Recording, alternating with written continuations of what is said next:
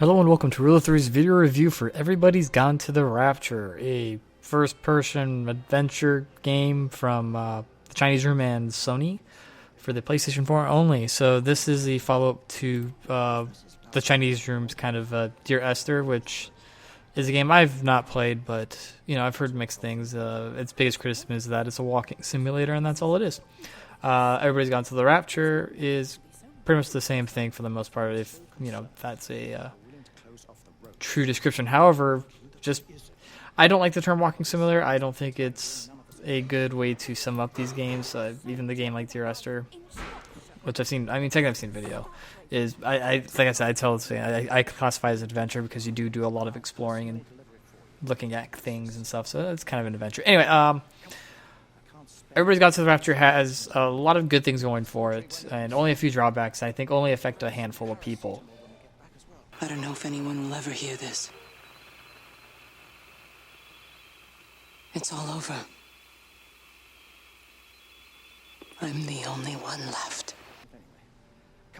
So, this is actually be a very quick review because I don't want to spoil the plot. There's not a lot of gameplay. But anyway, the story of Everybody Gone to the Rapture is you play as a person who is going through Shropshire Village during what seems to be the end of, everything. You walk into town and everybody's gone.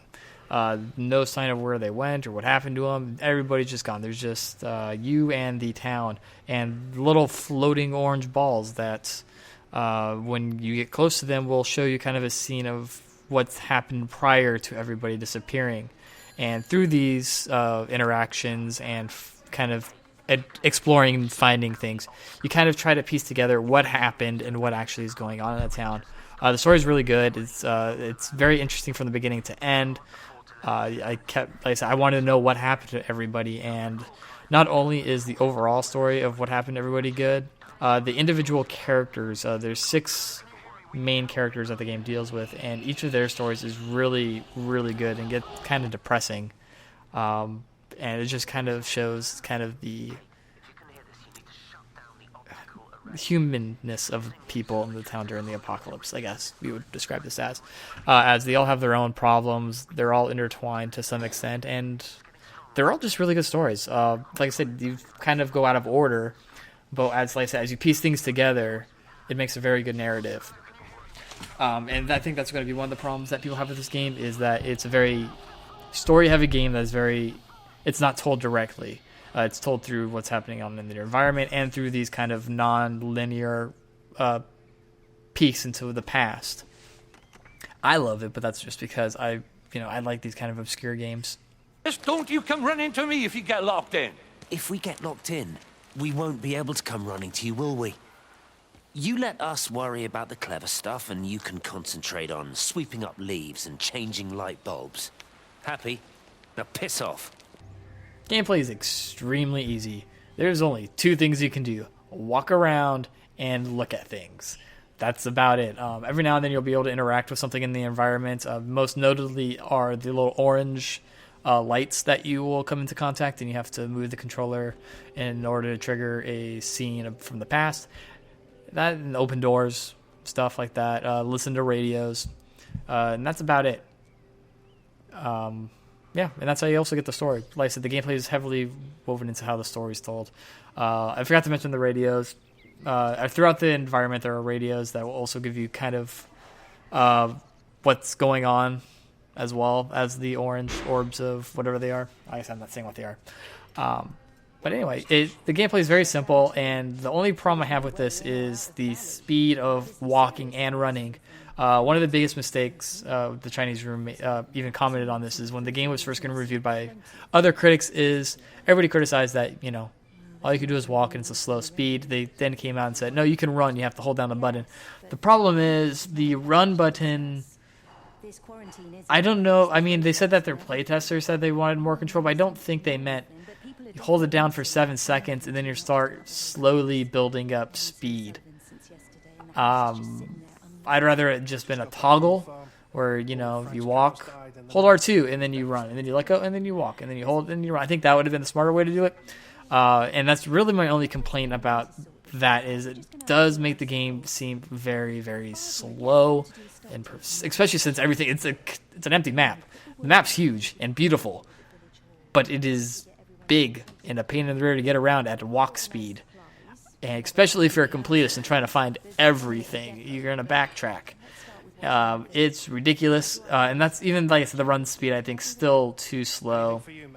It is better than just walking though, and overall, I just like I said, I think the way they did the running was just kind of not the smartest idea.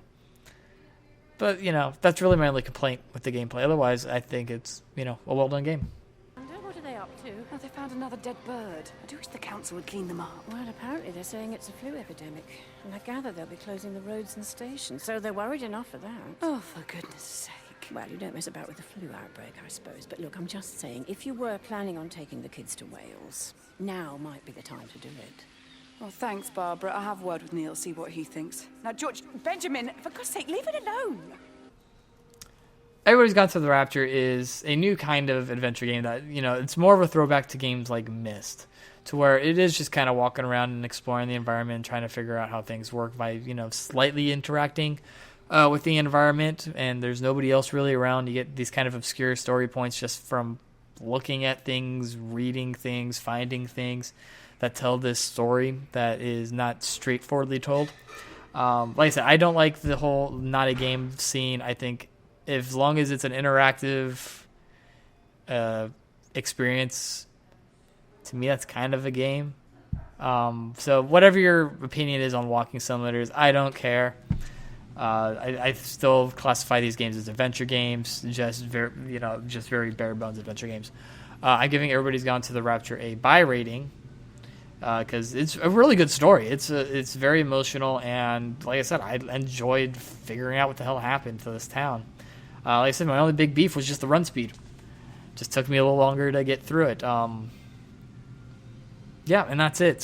So the next review will be probably another retro review because nothing comes out next week, I don't believe. Following week will be Until Dawn. And that's going to be a fun week for me. So anyway, thanks for listening or watching, everybody. Make sure to go to rule3.com for all their news postings and updates and all those fun things. Like us on Facebook and Twitter. And if you have a chance, go to our Patreon page. And if you want to and can, please donate. We've been doing this for a couple of months. We're at, I think, $50. It'd be great to get to 100 so we can hit our first milestone and start doing monthly giveaways again. That would be amazing. So please, please, please tell people about our Patreon. And if you can, please donate $1 if that's all you can do a month. That is perfectly fine with me. On a side note, the first episode of our Star Wars Let's Play should be going up just before the Until Dawn review goes up. I'm just finishing up editing right now, so it should be soon. And it's going to be a very short Let's Play of kind of a recap of what happened to us in the Hutt Cartel and kind of why there's not a lot of the Hutt Cartel, even though we recorded 2 videos of the Hutt Cartel. There's going to be a funny joke about that. Anyway, in the video. So once again, thanks for watching, everybody, and until next time, always remember to trust in the rule of 3.